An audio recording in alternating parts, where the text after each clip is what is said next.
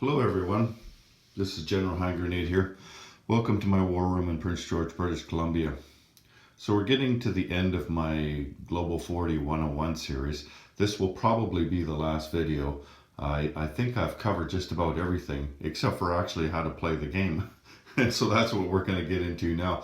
I don't need to go into great detail in this video. It is probably going to be a pretty long video and it will be a lot of detail, but what I mean is I don't have to show you how everything moves and things like that, because I've already spent hours showing you all of that. Basically, what I'm going to do in this video is show you how the game is actually played going through a turn. I'm going to take a turn. I'm going to take Japan's first turn, and I'm going to do a J1 attack because Japan has a lot of naval and a lot of land territories.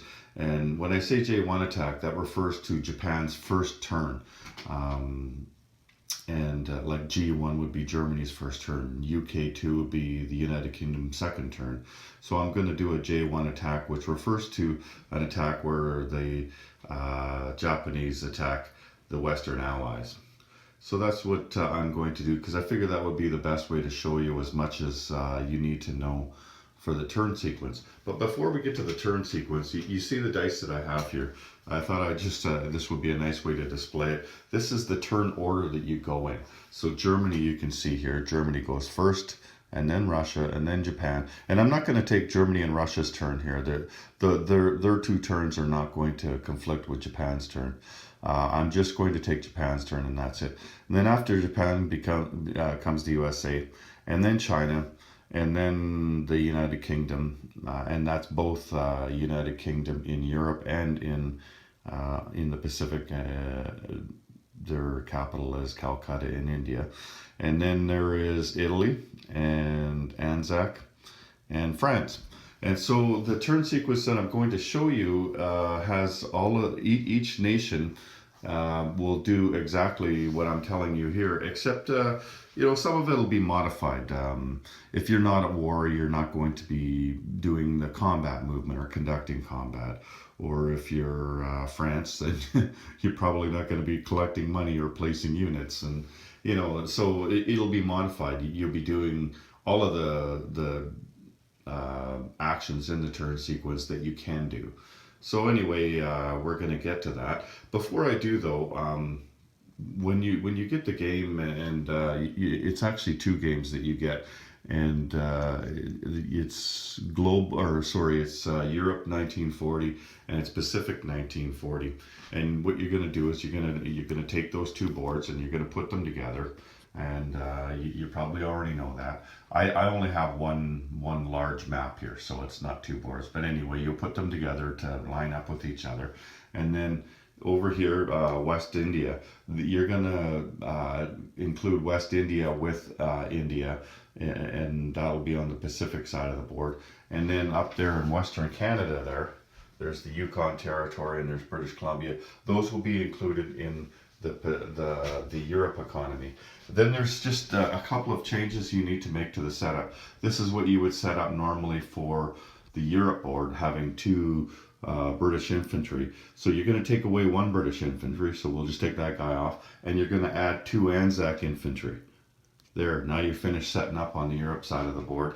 Then there's one change, or well, three changes I guess, but small changes that you're going to do over here. That is different from the Pacific game, and that is these three here, these three stacks here. So you're going to put 18 infantry and two anti-aircraft gun on those territories there, and I'm not going to pronounce them. I can pronounce this one, that one's easy, but the other ones, screw it, Okay, so the turn sequence. Now, normally, well, not normally, probably abnormally, what you might do is research and development. And the research and development is an optional rule in this game, and you can see why too, because they really didn't put a whole lot of effort into the research and development part. It's at the back pages of the rule book, and it's really a piece of crap how they did it. It's like they made this whole game and then they said, hey, let's throw in a research and development rule, and they spent 5 minutes doing it. They all just put it out like that, and it really wasn't very well thought out. So if you're a new player, I would recommend you do not use the research and development rules. Learn how to play the base game first, and then when you do start getting good at the game, or you start getting familiar with the game, you played 5 or 10 times, then make up your own research and development rules. I've made up my own, and most of the weapons are the same, but it's the way it's developed that is different. So if you did use the out-of-box rules, what they want you to do is roll dice. You pay 5 IPCs for a dice, and you roll that, and if you get a 6, woohoo, it's not likely, but let's say you do get a 6, well, then you have to choose a chart. There's 2 charts, and then you roll the dice, and then you get a 3, and the 3 on that chart is this weapon, which you probably can't use anyway, and it's probably taken you 5 or 6 turns to do that, where you wasted 30 or 40 IPCs to get a weapon that you don't even need or can't even use, even in some cases. So it's really not a very good thing. But there are other people who have, like myself, who have made up interesting research and development rules where it's not a waste of time and it's not a waste of money. I'll link to my rules in this, and you can check them out. And like I said, don't use them right away though. Learn how to play the game first. But if you do know how to play the game, then you can check my rules out. And you don't have to use those even. You just it might give you an idea of what you could do. I was watching a video this morning on Dirk Kunstler's channel, and he had some really interesting research and development rules. And there are lots of them out there. There are different people who have put them out on YouTube, and also at axisandallies.org in the house rules section. You'll find different ways to do research and development. I recommend that you do something like that, or invent your own rules instead of using the ones that are in the rule book, because they're really just a piece of crap. So anyway, after you get through that, then the first thing that you do is purchase and repair units. Now, the repair units, we've talked about that before with your capital ships. So your capital ships, if they were on their side like this, what they need to do is get to a naval base, and then they could be repaired. Now, this is the first turn in the game, so none of my ships are damaged. But if this ship was damaged, because I'm at a naval base here, it gets to stand up. Now, if I was out here, then I can't move it in there and then stand it up, because this is not a movement phase. You would just be still out there, and then when it's time for me to move, then I could move my stuff in here, and then next turn, on the very first thing that I do, I could stand it up. But you do have to be at a naval base, and it could be one of your own, or it could be one of your allies. So this ship could be repaired at an Italian naval base or a German naval base as well. And that goes for battleships, and it goes for aircraft carriers. An aircraft carrier is also a capital ship, and it can be damaged, and you can repair it on this phase. The other thing you can do is repair damage to your bases.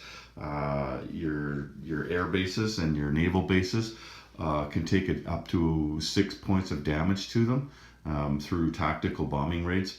And at this point, you would pay down that damage. So if you had 6 points of damage on, let's say, your air base here, then you could pay 4 IPCs and get that down to 2 damage. And a naval base and an air base is still operational when they have a damage of 2 on them. You don't really need to pay all of it off if you had 6 damage. You just need to pay 4 down so that you get it to 2. And then you would still have 2 chips underneath an airbase marker, and your airbase would still be damaged, but it would be fully operational, and that's all you really need is for it to be fully operational. You don't need to pay all the damage off on that. A factory, on the other hand, a major factory that you can put 10 units on, you can damage that up to 20 points of damage. So you could actually have 20 chips underneath it. We'll use these red 5s right here. So let's just put them out here where you can see them a little bit better. So you could have it like this, and then at this first phase here with the money that you have on hand, you could decide to pay off none of that damage, or you could decide to pay off all of the damage. You could pay 20 IPCs and you could take it all off, or you could say spend 15 IPCs and take off 15 of them off, and now you've only got 5 damage on there. So when you've got 5 damage on a factory where you can place a 10 maximum on there, that means that you can place 5 units on this factory instead of 10, because 5 plus the damage of 5 equals 10. And a minor factory is you can place 3 units on it. Here's a minor factory here, and you can do a maximum of 6 damage on a minor factory. So if you get this down to 2 damage, then you can place 1 unit on it. If you get it down to 0 damage, then you can place 3 units on it. So that's how that works there. And it's this phase that the very first thing that you do is you can pay down the damage on your factories, on your air bases, naval bases, and on your ships. It's free to take off the damage on those. Of course, the ships, you just have to get to a naval base. So that's half of the first part of the turn sequence. The other half is purchase units. Now, when you go into purchase units, you have to ask yourself, okay, what do I want to do here? What is my strategy? Hang on, let me take a drink of my coffee. It's first thing in the morning here in Prince George on May long weekend. So I need to have my coffee to wake up. I've been meaning to make this video for a week, but I've been really busy at work. Anyway, so and also when you're purchasing your units, you have to understand that you're not going to be able to use them this turn. The units that you buy on this turn, you're going to be using for your next turn. So I'm doing a J1 attack, which means I'm going to attack the Western Allies and bring them into the war. So I'm going to be attacking America down there. I'm going to be attacking British units. I'm going to be attacking Chinese units. And I have to ask myself, what do I want to be doing on the next turn after that? Well, I've only got so many units over here, and a lot of the combat that I'm going to be doing, one of the big things I want to do as a Japanese player is I want to take out as much of this continent as I can. My first order of business is to take out the Chinese, then to take out that factory down there in Calcutta. But I can't. It would be too much for me to just keep transporting, because this is the only place I can place units at this time. I've only got 1 factory on the board for the Japanese. What I really want to do is I want to get a factory over here on the mainland somewhere, and so that's going to be my first purchase. No matter what, I want a factory. Then I'll see how much money I got left over there. And the Japanese, they start with 26 IPCs. The other thing is Japan is a big naval nation. So buying ships for Japan is always a good idea. Japan, they don't have to worry about anybody attacking them right now. Like the Americans are way over there. The Anzac are not strong enough. You're going to take out that British battleship, and there's no planes around that are going to threaten you for really. So you don't have to worry about protecting your boats very much. So, but what you do need to do is to get troops over to the mainland, and also troops down to the Money Islands. We spoke about the Money Islands before there, or I've talked to you about it. Like the 2 priorities for me to begin with is to get China and the Money Islands and Calcutta. And then once I've accomplished all of that, Calcutta will be the last thing that I can do. Once I've accomplished all of that, that's when I'm going to move on and try to win the game. And after that, I'm going to need to take either Sydney down there or Honolulu over here. And that's the order of what I'm thinking as a Japanese player in order for me to win the game. So, bearing that in mind, the perfect purchase for me would be a minor industrial complex and 2 transports, because I have lots of units over here. Ground units. I've got 6 infantry. I've got a tank. I've got 2 artillery. Those things can all be moved over to the mainland. I don't need any of those things on the island of Japan, because nobody's going to be able to attack me. So putting transports on that don't need any more protection at this point is a good idea. And now, why didn't I buy a major complex? Well, major complex can only be placed on one of your originally controlled territories that is worth 3 or more. And so that means there's only one place that they could possibly be placed for Japan, and that's here in Korea. You see the Japanese flag there. That means that this is an originally Japanese controlled territory, and Korea is worth 3. And but the problem with placing a complex here for me is that that's a long ways from anywhere that I want to be, isn't it? Like for me to get to Calcutta from there, you got to go all the way down and all the way through all those territories. And if it takes me that long to get down there, then that's too long, and the Allies can counter that. If you're the Axis player, sorry, Germany, Japan, and Italy, you want to win the game as fast as possible, because the longer the game goes on, the better the chance that the Allies come to have at winning the game. So you want to win it pretty quickly. So putting a complex back here isn't going to be a good idea for me. The only other place on here that is worth 3 is this one here. But even though you have this to begin with, you look here, that's got a Chinese flag on it there. That's where Shanghai is. So you can't actually place a major industrial complex there, even though it seems like you could, because you've controlled it since the beginning of the game. But that is actually a Chinese territory, and so that's why you can't place an industrial complex here. Down here in Hong Kong, that's worth 3 as well, and you could take that out. But you can't place a complex there either, because a major complex there either, because that's not an originally controlled territory.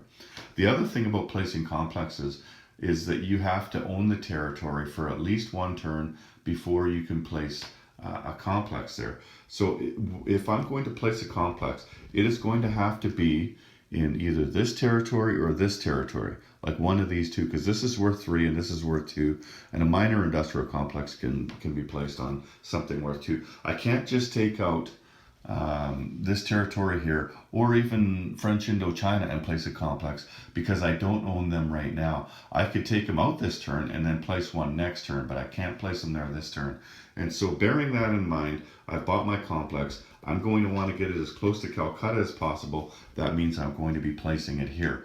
And of course the transports are going to be placed here.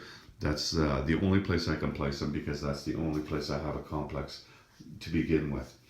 And that's it. That's all you do. So I've got 26 IPCs, and this costed me 26 IPCs.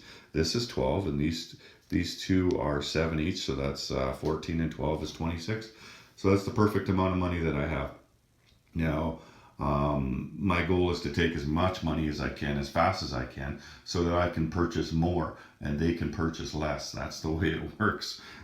This game is all about money, and that's why I want to get on the mainland, because that's where most of the money is on the mainland and in those money islands down there. That's why those are my goals to begin with. I want to get those as much as possible, and then start working on the victory cities that I need to win the game. So you don't have to spend all of your money. Like I could save every penny I have and say, you know what, I'm not buying anything this turn, and everybody looks at me like I'm a weirdo, and screw them. But maybe you have some grand plan, that nobody knows about, and you're not going to do that. Like in this instance here, there's really nothing for me to save my money for. But you can save it all. You can save $1. You can save whatever, But you do have to spend it eventually. Otherwise, if you could save $150, but if somebody takes your capital, then you lose $150 to that player. So that's one thing I should probably mention to you too. When you're paying down that damage on the factory there, you don't have to pay it down. You can leave it damaged. And one of the places that I kind of like to leave it damaged is if I'm the UK player, I leave the one in Calcutta damaged, because I know that the Japanese, if they bombed it once, they're going to bomb it again and again and again, and you hardly have any money. So I wait until I have about 30 IPCs saved up for the UK Pacific, and then I'll spend 15 IPCs to take down the damage to 5. And then I've got 15 IPCs left. I can buy 5 infantry and place it on that complex. Like if I've got 20 damage and I've only got $10, then I'm paying down 10. I can't put anything on. I've got no money. And then Japan just bombs me again. So what good is it paying down that damage? if you're going to get it damaged again, or if you're not planning on placing anything there. Maybe you regardless of who you're playing in this game, have a complex that gets damaged, and you're not planning on placing anything that turn anyway. So why bother paying it down? You can pay it down when you have the money. So that's your first sequence of events is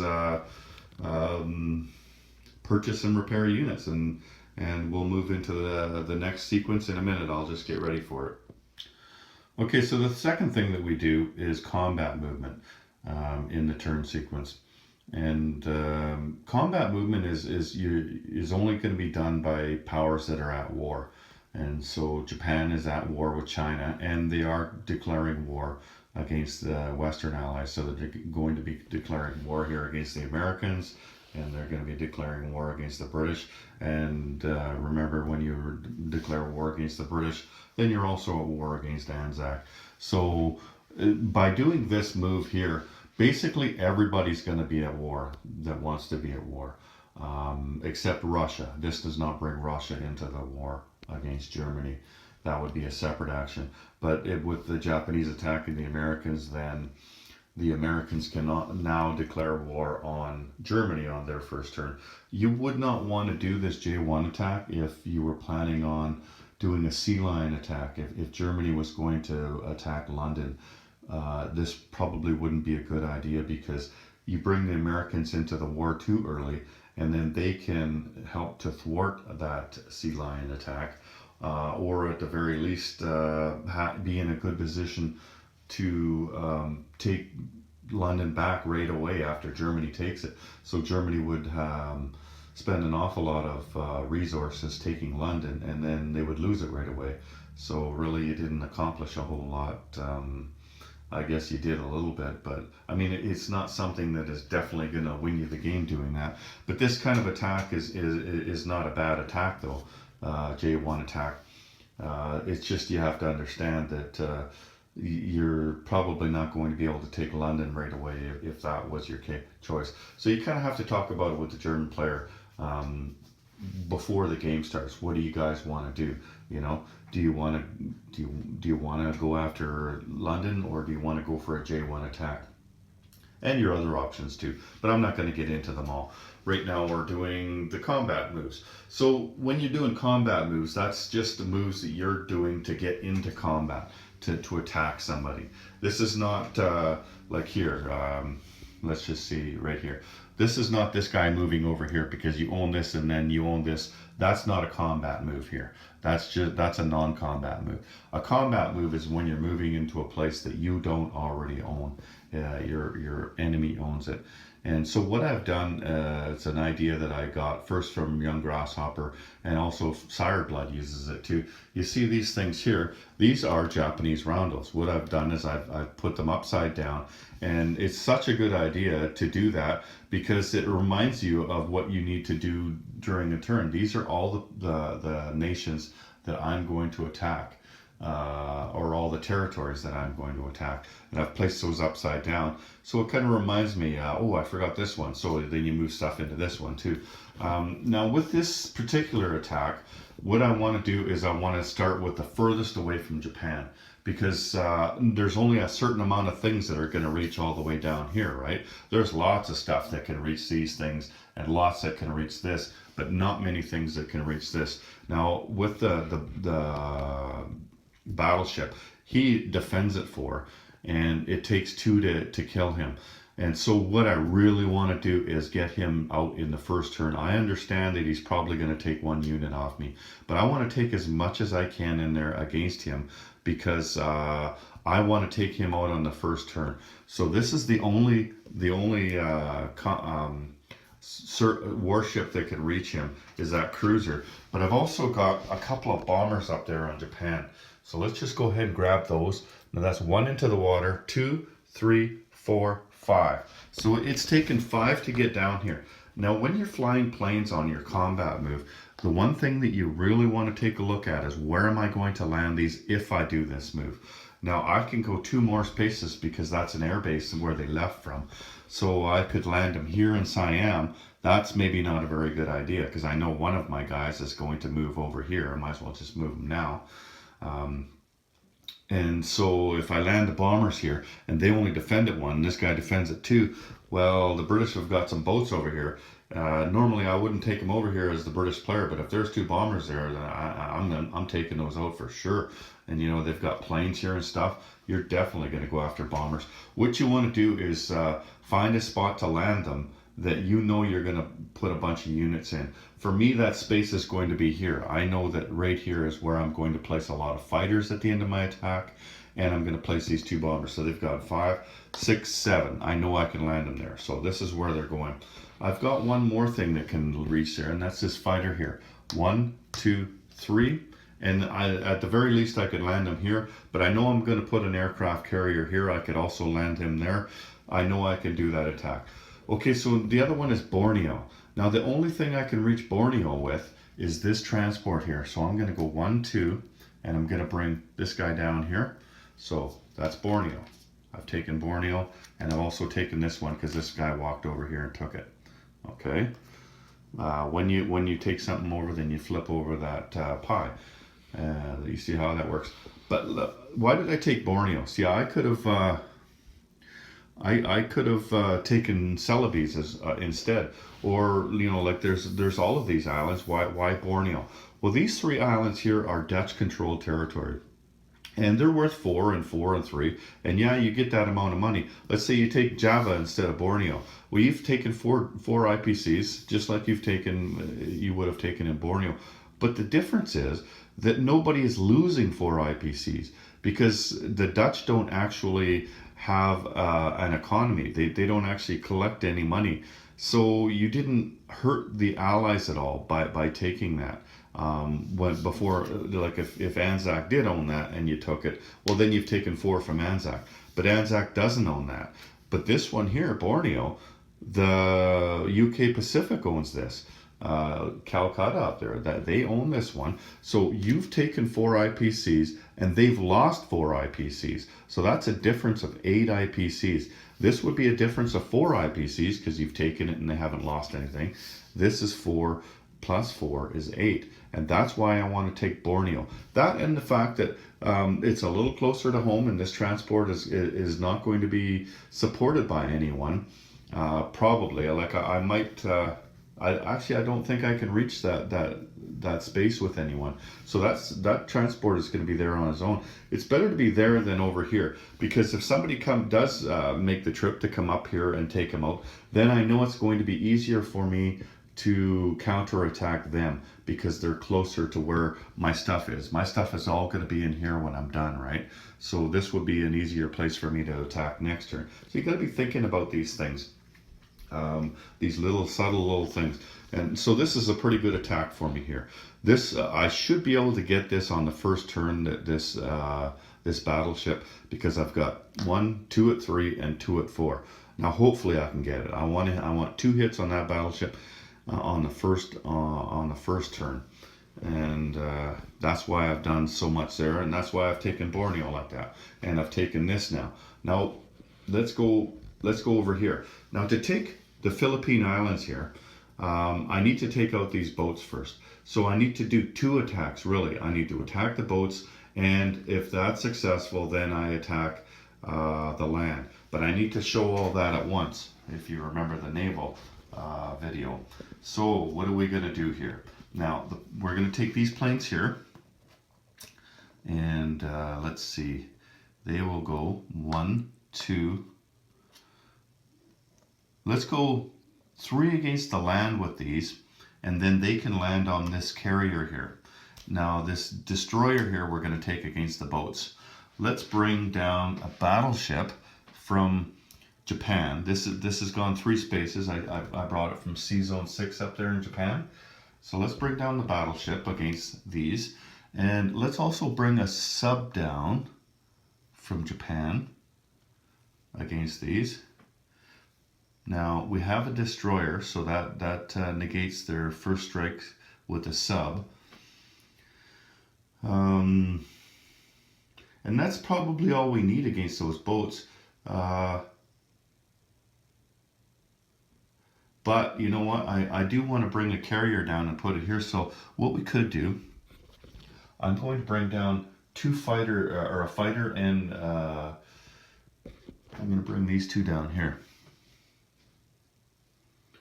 and place them against the boats in here. Okay. And then you see the aircraft carrier is still up there, but that aircraft carrier is going to move down, and so those planes have a legal landing space. Now let's move on to the land here. So one of the things I'd like to do when I'm going against Hong Kong here is I might as well use my battleship to do a landing shot, because that's the only thing on the coast that I'm attacking, right? So in order to do that, you have to do an amphibious assault. So let's take in this, and let's take an infantry and an artillery in there from up here in Shantung.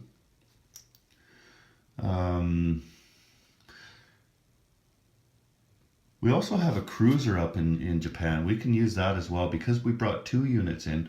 We can do 2 landing shots. So we'll bring the cruiser and the battleship in to take landing shots against that. Now, Yunnan, let's bring in the ones that can reach there. There's only a few of them. What I'm going to do is I'm going to bring in all my land units, and then I'm going to bring in my planes to support them. You know what? I never liked this guy. Let's grab a different guy.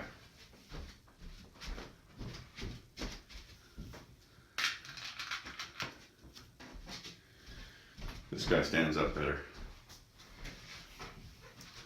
We're going to bring in that. And we're going to bring in this. Now, all of these, you have to remember how everything moves. These all move 1, and that's 1 space, and that's good.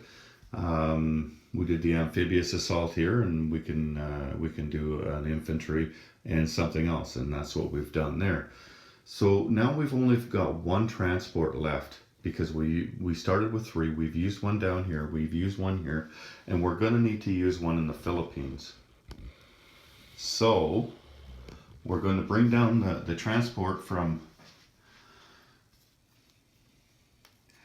Japan, and we might as well bring the tank down, right? And we have to bring an infantry with him. So there we go. And that's going to attack the land, assuming that these boats are able to be taken out. Now, after we do all of our combat moves, one of the things we need to be thinking about right now, we can't wait until afterwards to think about it. We need to be thinking about, we have to go with these boats with overwhelming odds, because there's an air base here. And the Americans are going to have the option of leaving the fighter here to defend against the land.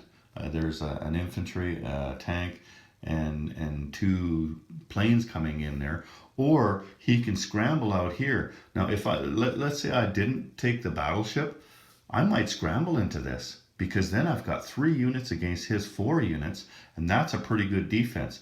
But because there's a battleship in there, then that might dissuade them from doing that. But we have to think about that now, right? We have to make sure that we understand that, and that we have to guard against him scrambling that fighter. So we've done that, and we've got that attack. Now we've got Hunan here. Here, let's just move around here a bit so that we can reach a little better. Now, we've gone into here, we've gone into here, so let's go into here.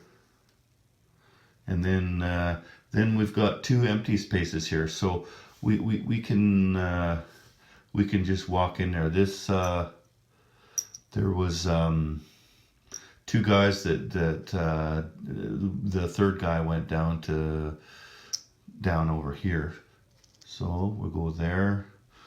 It's a shame these don't go 2, because you could sure use them over there, couldn't you? But we might as well move these guys up as much as possible, because they're going to be attacking further on the next turn, right?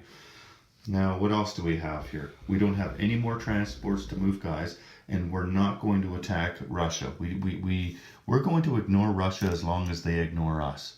And Russia went before us, so these guys might not even be here. Now, if they'd moved all their stuff in here, different story. Probably would have attacked these guys, but they didn't do that. In fact, they might have moved all of these things away. You know, they might have gone like this. That's a pretty popular move to do that with the Russians. But I'm not going to worry about them. If they're sitting there, then I'm just going to have these 6 guys sitting here, or maybe even less than that, and that's all we'll do. But here, this thing can go too. So let's move this guy down over to here, just to get him up, because we want to think about not only this attack, but the attack afterwards, right? Okay, so now let's move our planes around now.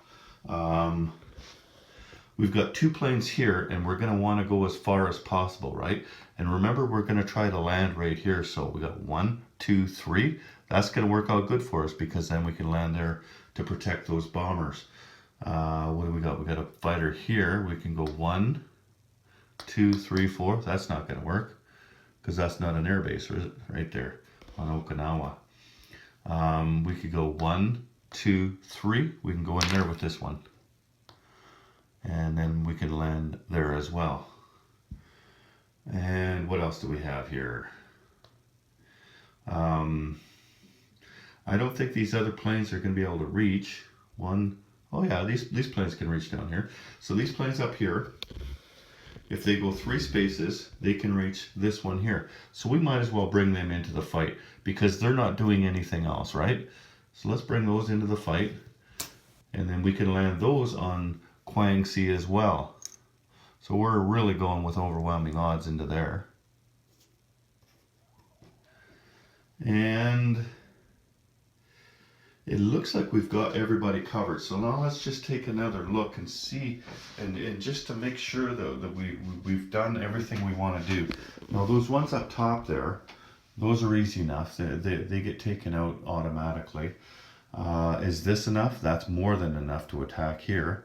This is more than enough. Well, wait a minute. This is more than enough here. This one's over here. It's tough to keep them straight. That's why we got to watch out what we're doing. And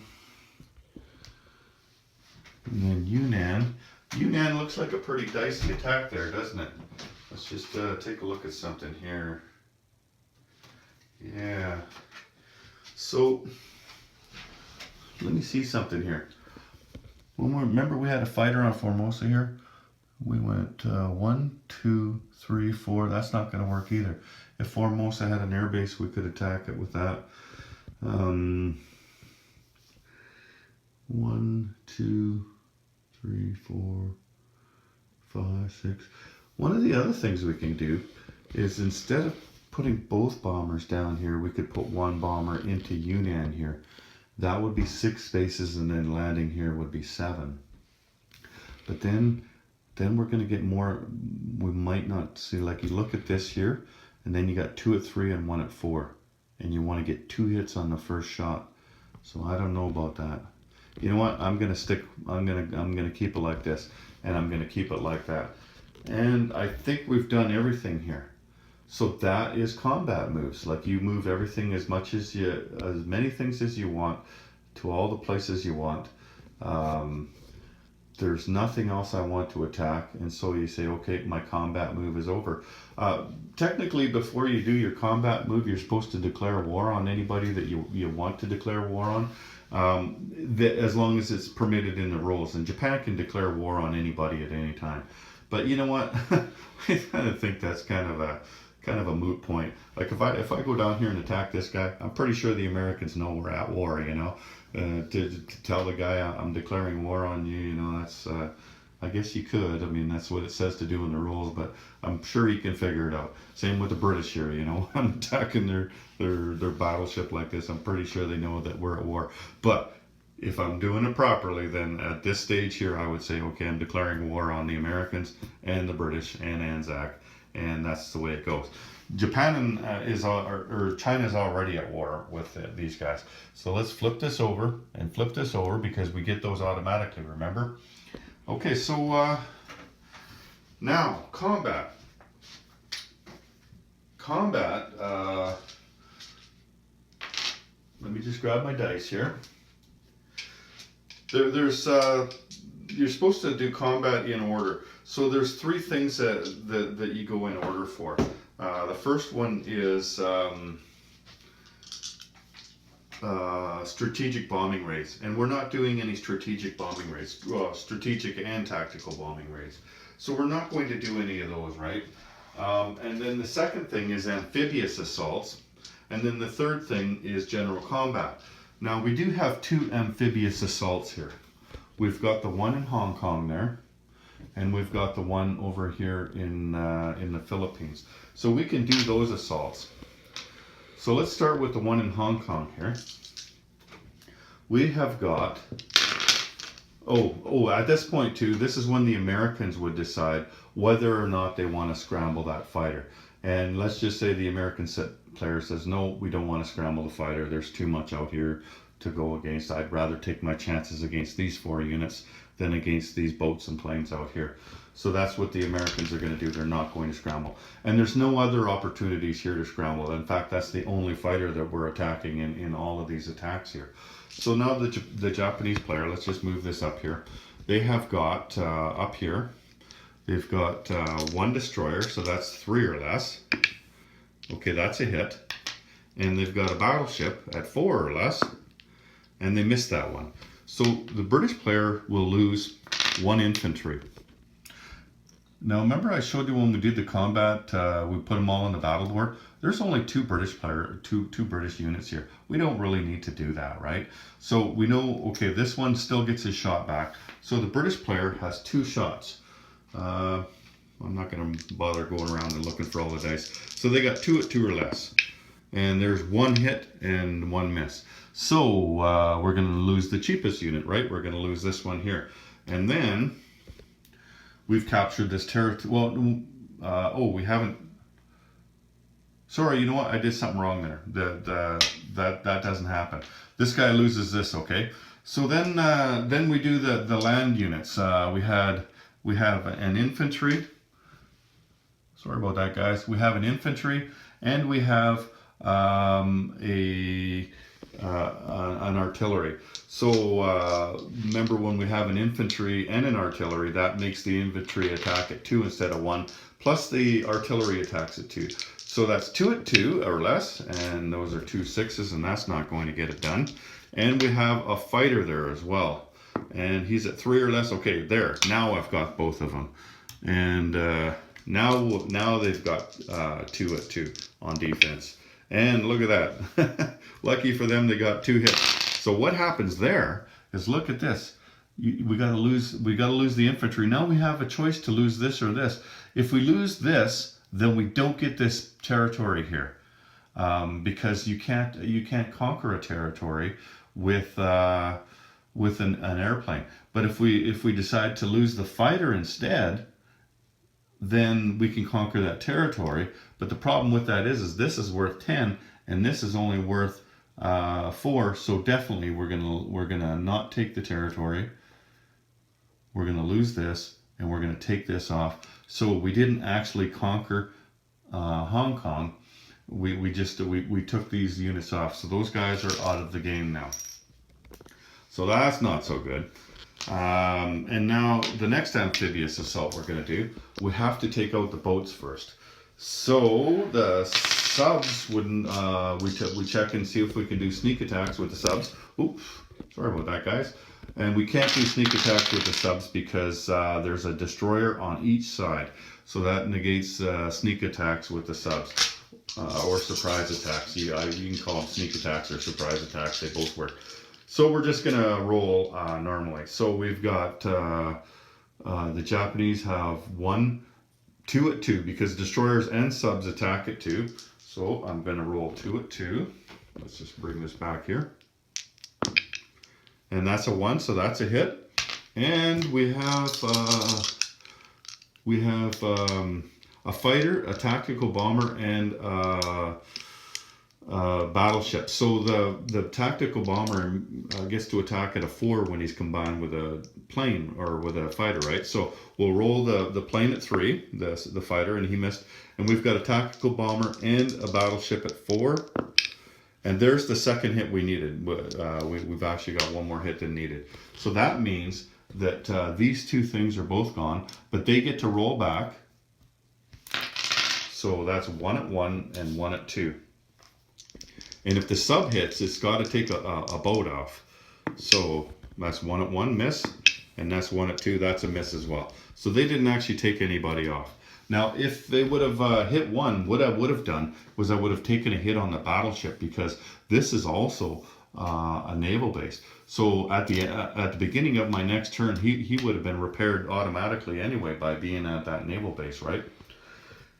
Anyway, so now we're going for the amphibious assault, and we have got an infantry, a tank, a fighter, and a tactical bomber. So that's going to be 1 at 1, 2 at 3, and 1 at 4. So 1 at 1, that's a hit. 2 at 3, that's 2 hits, and 1 at 4, and that's 3 hits. And that's what we needed, because that fighter that they have there, he defends at 4. We didn't want to give him 2 shots, and they have 3 there. So they've got 2 infantry at 2 or less. Okay, that's 1 hit. And they've got a fighter at 4 or less. That's 2 hits. So that's happened to us again now. Look at that. So we lose these 2 guys, or we could lose a fighter and give them the Philippines. Now we have to think about this, because the Philippines, if the Americans are at war and they own the Philippines, then that's 5 IPCs extra that they get for owning that. So you know what? I am going to keep this, because this is worth 6 IPCs. A fighter is worth 10 IPCs, so that's a difference of 5. Or sorry, that's a difference of 4. But they get an extra 5. Americans would get an extra 5 if they own this. So, and plus this is also worth 2. So it would be more cost effective for us this time to lose the fighter. But we're not doing so well right now, and we're not happy about that. We need to step up our attacks here. We need to get better. So now that we've got that out of the way, we can do general combat. So now we can choose what we want to do next. We can do this one, or this one. Let's go after that boat down there. Let's riddle him with bullets, because we're getting pissed off here. Okay, so we've got a cruiser and a fighter at 3, and then 2 bombers at 4 each. So that's 2 at 3, that's 1 hit. So that's we need 1 more hit on that battleship. And we got 2 bombers, and there we go. We've sunk him. So he only gets 1 shot at us. And that's 1 at 4 or less. And there he goes, he got it. Now we can choose. We can choose either the fighter or the cruiser. If it were any other nation, I think I would choose the cruiser. But the cruiser is actually worth 2 IPCs more than the fighter, and the Japanese have a really big air force. So I'm going to lose the fighter here. And then this thing, we wouldn't turn it over, because you don't actually take over a sea space, right? So we're just going to do that. Take it out of there, because that was just to remind us of our attack. Okay, so let's go after Yunnan here, and that is going to be a dicey attack for us. We can redeem ourselves by taking out Yunnan. So we have got 3 infantry and an artillery. That means that one of those infantry can be upscaled to a 2 or less. So that gives us 2 at 1, 2 at 2, and then we got a fighter and a tactical bomber. So 2 at 1, 2 at 2, 1 at 3, and 1 at 4. See, we don't really need a battle board. So 2 at 1, that's 1 hit. 2 at 2, that's a miss. 1 at 3, there we go, that's a hit. And 1 at 4, and that's a miss. Okay, so they lose 2, but they have 4. They have 4 infantry there. So let's just roll all 4 of them, 4 at 2 or less, and they missed them all. So anyway, we're going to lose 1 Japanese guy, or sorry, 2 Japanese guys. Okay, so now they've got two less. we've got the same amount, so we already know we don't have to count everything up. That's 2 at 1. That's 1 hit. 2 at 2. That's 2 hits. Now we don't have to keep going because they've only got 2 infantry up there. And we've got 2 hits already. So we can just say, okay, that's it. And then they get to roll now. Oh, they got us twice there. Well, at least we get to take over that territory anyway, because we're going to lose 2 infantry. Okay, I might as well move this up here. Okay, we lost 2 infantry. Now they're going to lose 2 infantry. And we flip this over. So we've taken Yunnan. Okay, now we've got here, we've got 2 at 1, or sorry, 2 infantry and an artillery. So that's 1 at 1 and 2 at 2 and 1 at 3 and 1 at 4. So let's move this back. So that's 1 at 1, 2 at 2. Okay, that's 1 hit. You can't see that down there. So 1 hit. And 1 at 3 and 1 at 4. 1 at 3. Oh, there we go. And that's all they had there. They only had 2 things there. So that's them. And then theirs is 2 at 2, and they've hit us once. So they lose 2. And we lose 1. And that's it in the territory. And we flip that over. So that's, then we look around. Have we attacked everything? See that? We're done combat here. Now it's time for non-combat. 2 things happen here. First of all, you can move anything that hasn't moved yet, which is not going to be a lot for Japan because we have moved just about everything that could move, right? There's some things that are going to be moved, and that is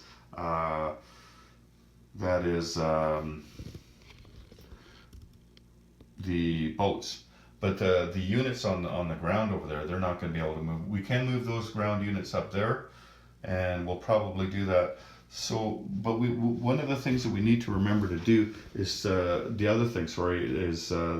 that haven't moved and planes. Let's sort out the carrier situation now. Now remember on here, there was a fighter and they went 3 spaces already, so we can only go 1 with that. There we go. And these 2 fighters can go 2 spaces. Oh, sorry, they can only go 1 space as well. So let's just move this one here, like that. Now, we've got a carrier up here. Let's move him down to here. And we can go 1 space with that. Okay.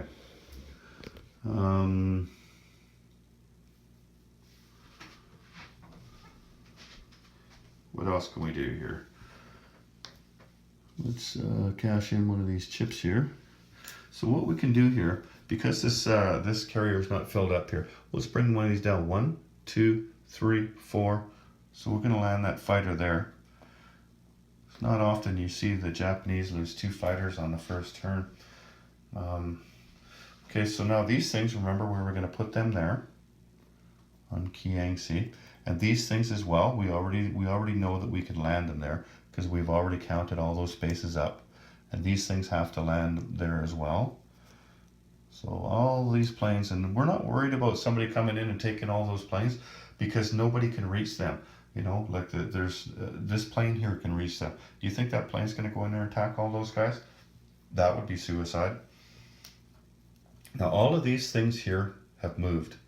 None of these things can move anymore because they've all moved. The only things we can move are up there. So then we decide, here, let's just go to the other side of the board over there. Finish our non-combat movement. So what do we have left here? We've got an aircraft carrier, we've got 2 destroyers, and we've got these 2 things down here, a sub and a destroyer.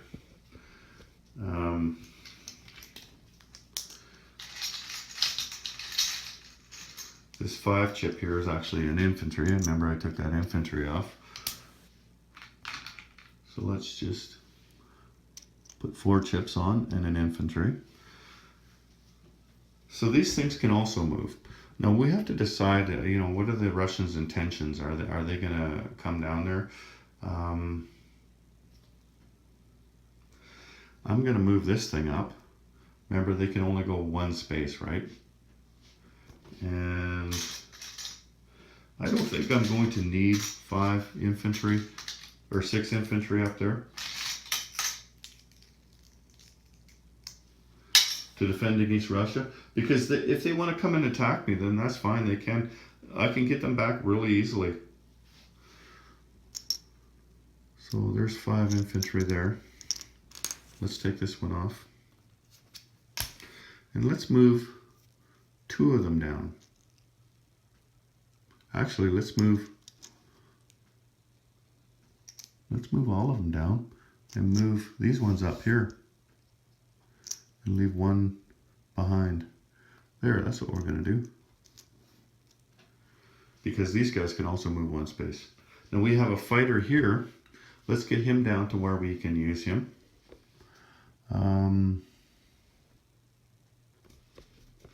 So he can go 1, 2, 3, 4. Let's just move him to here.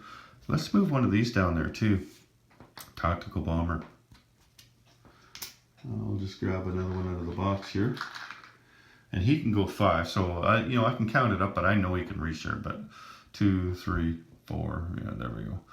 So let's move those down. And I'm going to leave 2 on there because next turn I'm thinking of buying a carrier and putting them here. So I'm going to leave these 2 back here. Now I've got these. One of the things I need to watch out is that these guys here could attack this up here if they wanted to. And all I've got here right now is 2 destroyers and an aircraft carrier, right? And these things can scramble as well. So I think what I should do is move at least one of these up here. Let's move the sub over here. You know what, let's move the sub over there, and let's move the destroyer down there with that carrier. Now what else do we have here? The only things that haven't moved is this thing here, and these things on the island which can't move because they don't have a transport. So once we've gotten to the point where we really can't move anything anymore, or don't want to move anything else, then our non-combat move is over. So then the next thing in the turn sequence, here, let's just show you that here so you can see it. Here's the turn sequence here. Don't know how well you can read that. So we did the technology, which I told you don't bother, and developing weapons, and purchase and repair units. Then we did the combat move. Then we conducted our combat. We've just finished our non-combat moves. Now we mobilize new units and collect income. So, and the other thing that isn't written on there is the convoy disruption. So we mobilize the new units, and we've got it in our mobilization zone. I don't think I mentioned that, but I like to keep these coasters that you get from historical board gaming. You usually get a free one every time you place an order with them, and so I've got a shit ton of these coasters here. So anyway, I use the coasters for each nation as a mobilization zone for that nation. So I remember we talked about this. We're going to put this thing here. We're going to put that in Shanghai. And we've got these 2 things, and the only place they can go, we already know that, is in C Zone 6, because that's the only complex that we owned at the beginning of our turn. So that's an easy decision on where to place those things. And that's the end of our place new units phase, or mobilize units phase. Then we collect our income. And people, they swear by their income trackers. They spend money, magnetizing them and putting them on the wall and doing all kinds of fancy things with income trackers. I don't use an income tracker at all. I find them to be a huge waste of time, and you get things wrong. Like the pieces get bumped and things like that. Let me show you down here. This is where the income tracker is on this board, and it's really nice and everything. Like it's a beautiful income tracker. Let's say I've got 39 IPCs here for the Japanese, right? But these things, they can get bumped around, right? or it doesn't get moved properly, or whatever. You know, somebody takes something back from me, and we forget to move it or whatever. Like I find that people are collecting the wrong amount of money all the time when I'm using an income tracker. For me, it's just easy to look at everything and decide, okay, this is how much money I get. I know I started with 26 IPCs, right? Now you can look around and see there's no pies other than Japanese pies over here, so I know I haven't lost anything. But what have I gained? Well, I've gained 1, 2, 3, 4 IPCs, 5, 6 IPCs, 7, 8, 9, 10 IPCs, 11, 12 IPCs. So I've gained 12 IPCs plus 26 is 38 IPCs. Then I add my national objectives, which I don't have any. There was no way for me to get a national objective on the first turn if I was to do a J1 attack. If I wasn't at war with with the Americans, then that's an extra 10 IPCs, but I am at war with the Americans, so that's not going to work. And I don't have the money islands, and I don't have that string of islands out there that would give me 5 extra IPCs. So I'm just up that 12 plus my 26 is 38 IPCs. Then I look around, is anybody disrupting any of my convoys or convoying anything that I own? So like, let's say this British ship was over here, okay? Then he would get to roll a dice against me and see if he could disrupt my convoys. And I'm not going to go through all that again because I've already gone through it twice in the naval video. So I look around and there is nobody doing any convoy disruptions against me anywhere. So 38 IPCs it is. So then I go over to the money here. There's 25, 35, 36, 37, 38. There's my money. And we take our money over here, put it in my mobilization zone, and there we go. My turn is over. Usually when I start to count up my money, what I'll do is I'll look at the American player and say, okay, all I got to do is collect my money. You can go ahead now. And that kind of moves the game forward a little bit. And when I was buying my units, I should already know what I'm buying before it's my turn. Because what the Germans are doing, what the Russians are doing is not going to affect what I'm going to do, especially on this turn.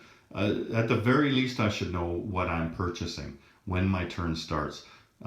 Because you need to, the game is a long game and you need to move it along any way you can, faster. So I'm already know what I'm going to purchase at the very least. I usually have a good idea of what I want to attack, what my combat moves are going to be. Now beyond that, it gets a little murkier because if my combat was pretty simple, like if all I was going to do was attack this territory, nobody's going to be able to stop me. I'm not going to lose any units, and I know that's all I'm going to take. Then I can plan that far as well. But if I'm going to plan another attack, like look at there, look, oh, see, and we forgot to fly this guy from Hong Kong. We've got to move him over there.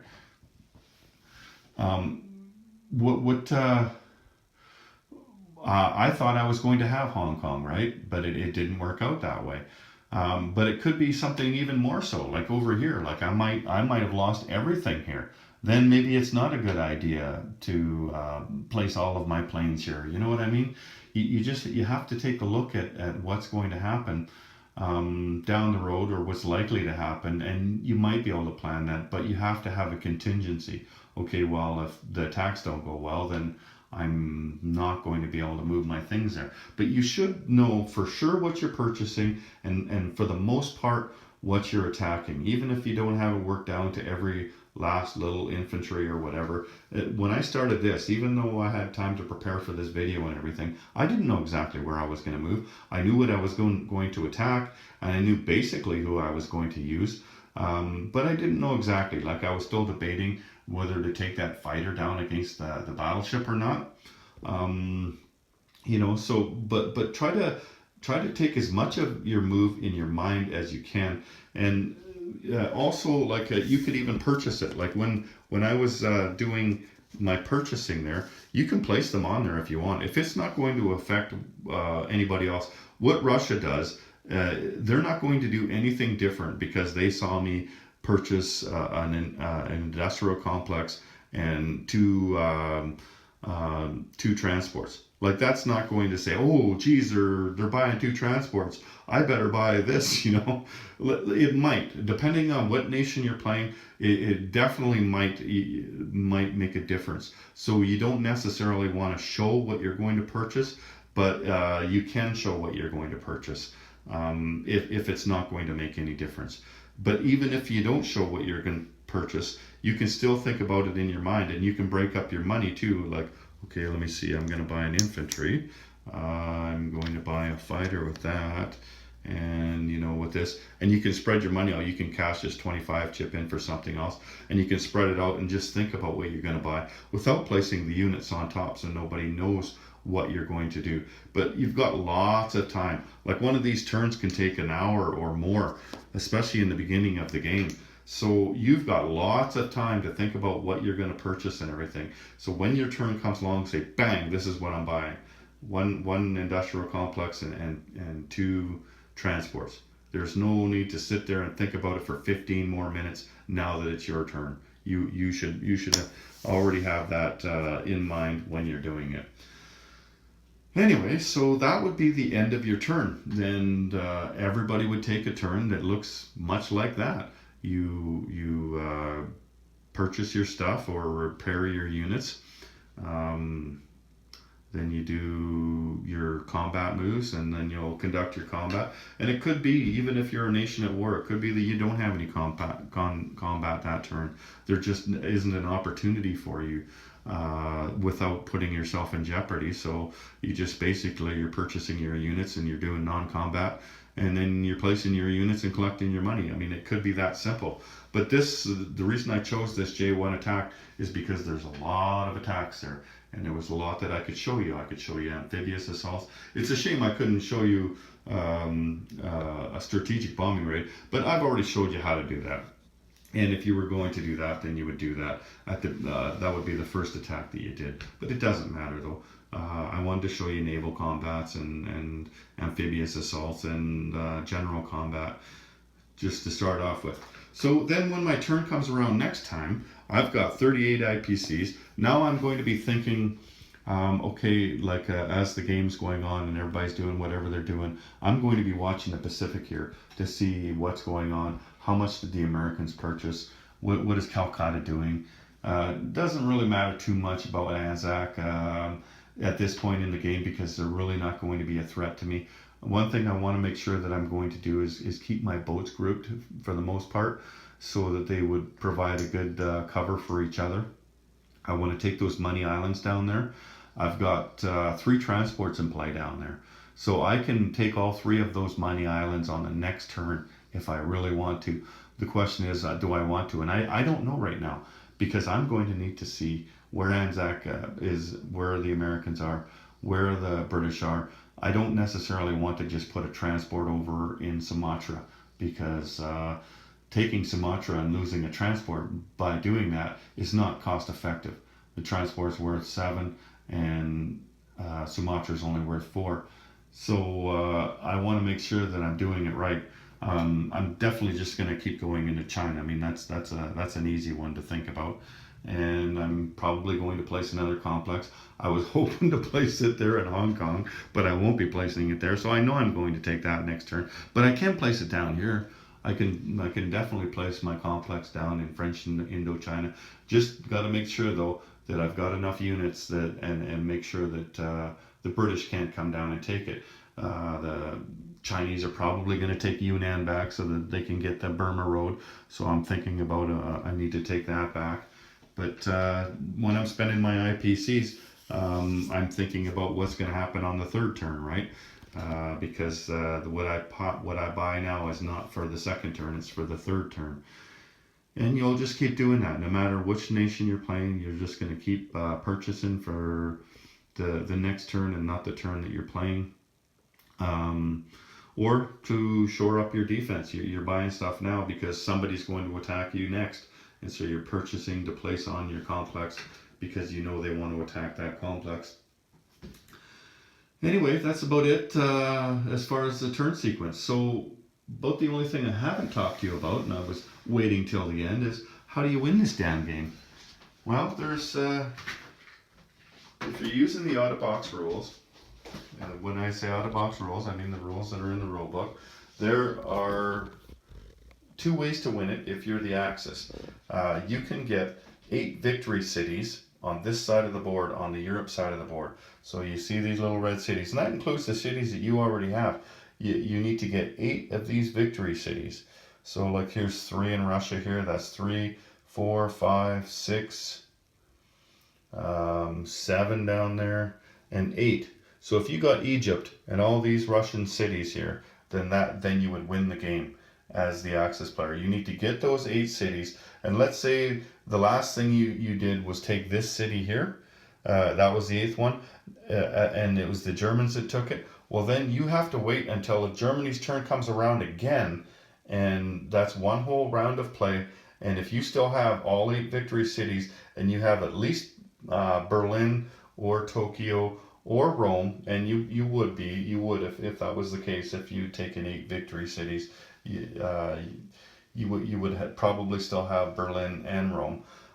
So you would win the game as the Axis.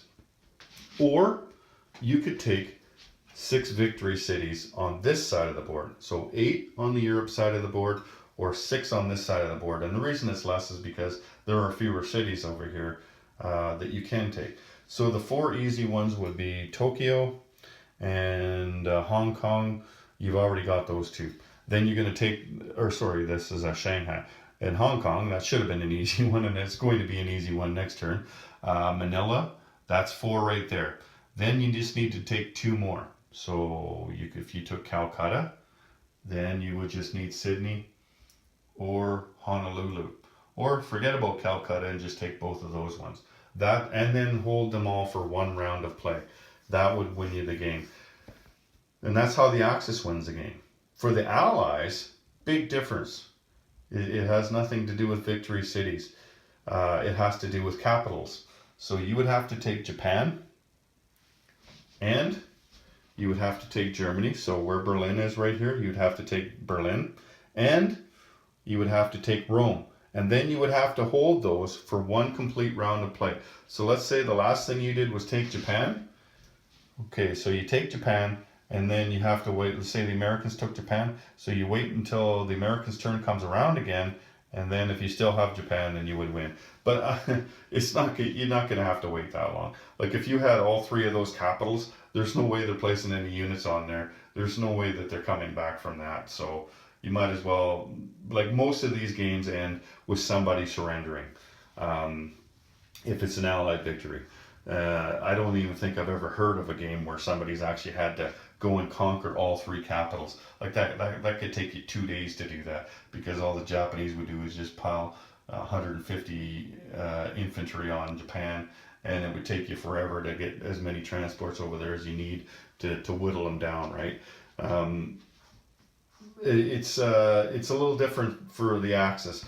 Like they could get 8 victory cities here, or 6 victory cities there, and then the game might not be over, because you think, okay, well, I can take that city back, I can keep myself in this game, and that's all you have to do is just take one of those cities back just to keep yourself in this game. But at the same time, it could be that it looks bad. Like if you've got 8 victory cities over here, and they think, well, I can get this one back, but Japan's kicking ass over here. I mean, the writing's on the wall. Like the Axis have conquered just about the whole map, and it's just a matter of time before they win the game, and it's obvious that they're going to win the game. Then you can also give up right then and there, right? If Europe falls, like if the Allies come in and they take all of Europe, then usually the game ends, because it's only a matter of time before they build up enough stuff that they can threaten Japan. The only thing is, though, if you take out all of Europe and Japan gets 6 victory cities, then the Axis win. Even though you've lost 2 capitals over here and you got nothing left, they could still win the game if Japan takes 6 victory cities. So kind of an interesting game that way, isn't it? The victory conditions are kind of skewed in favor of the Axis, though. Like, it's really hard if you were going to make somebody take all three capitals out. It's almost impossible to do that, you know, in one day. Put it that way. It's almost impossible to do it in one day. So, you know, if somebody really wants to be ignorant, they could say, no, you haven't won yet. And if that was the case, I'd just say, okay, fine, you know what, you win, and never play that guy again. Because he's a jerk. Anyway, so that's my series on Axis and Allies Global 1940 101. That's my video on how to play the game. And when you, I don't expect you to sit down and watch all of these videos back to back. They're pretty long videos. So you can just, I would recommend that you watch them in the order that I put them on the playlist, and just watch them in that order, and just watch them 10 minutes here, half an hour there, 2 hours here, 1 hour there, you know, 5 minutes here and there. And eventually you'll get through them all, and it doesn't matter if you're a new player or you played the game for years, you're probably going to find something in there that is going to help you become a better player. So now it's summertime and I can get to the lake. I really wanted to finish this before summertime got here, and here we are. So have a good summer, everyone. This is General Hand Grenade. Take care.